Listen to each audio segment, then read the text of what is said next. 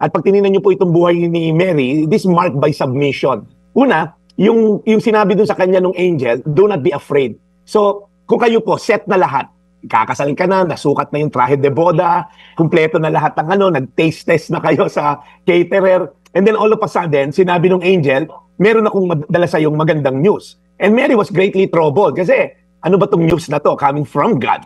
So, you see, faith is trusting God without the full answer. Kasi sabi niya, paano mangyayari yung sinabi mo na pagbubuntis ko, na walang involved na ibang lalaki, itong magiging anak ng Diyos na pupunta sa akin sinapupunan. Sabi niya, how will this be?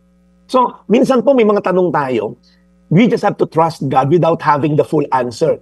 Kasi madalas gusto natin maintindihan muna bago tayo sumunod sa Diyos. Ba't ako magpapatawad? Hindi ko pa naintindihan kung talagang pag nagpatawad ba ako, baka balagoongin lang sa uli. So, may mga command po ang Diyos na oftentimes, it doesn't make sense sa una. Pero pag sumunod tayo, later on, sasabihin mo, kaya pala kinumand niya ako maging humble, wag maging mayabang. Kaya pala kinumand niya ako, wag mandaya sa tax, wag mangurakot. Ganito pala ending pag may integridad at karakter. So may mga command po ang Diyos na seemingly, parang kalokohan to pag sumunod ako nito. Give the other cheek. Pag sinampal ako sa kanan, ibigay kaliwa. Parang it doesn't make sense. Well, si Mary po kakaiba, kaya siguro siya naging blessed. Sabi dito, how will this be? I'm a virgin. Wala pa nangyaring ganito sa tanang buhay ng history ng tao. At pangatlo, sabi niya, ito po yung verse natin ngayon na gusto kong ma-focus tayo sa Lucas 1:38. At sinabi ni Maria, narito ako na lingkod ng Panginoon, mangyari sa akin ang ayon sa iyong salita. So sabi niya, hindi ko maintindihan, pero it doesn't mean hindi ako susunod. Right? Hindi ko pa gets yung full picture, but one thing I do know, I am the Lord's servant, may it be done to me according to your will. This is the turning point ng history. Si Mary didn't negotiate, she didn't delay, hindi niya sinabing pagkakasal ko na lang. She didn't set condition, she didn't say, use me pag komportable ako, use me pagka okay sa akin. No. Sabi niya, I am the Lord's servant, I am at your disposal, kumbaga. So let me tell you something. Your money belongs to God.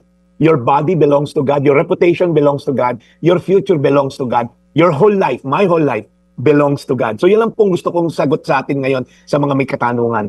It's not a partial yes. It's not a delay obedience. It's absolute obedience. Lucas 1:38. At sinabi ni Maria, narito ako na lingkod ng Panginoon, mangyari sa akin ang ayon sa iyong salita.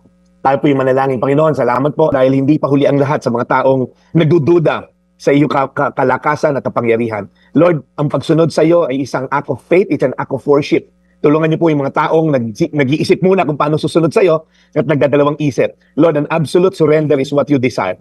And then the rest will follow. We honor you, Lord, sa buhay ni Mother Mary at ang Panginoon, pamarisa namin siya sa pangalan ni Jesus. Amen. Amen. Today's Reflection with Pastor Jeff Eliscopides.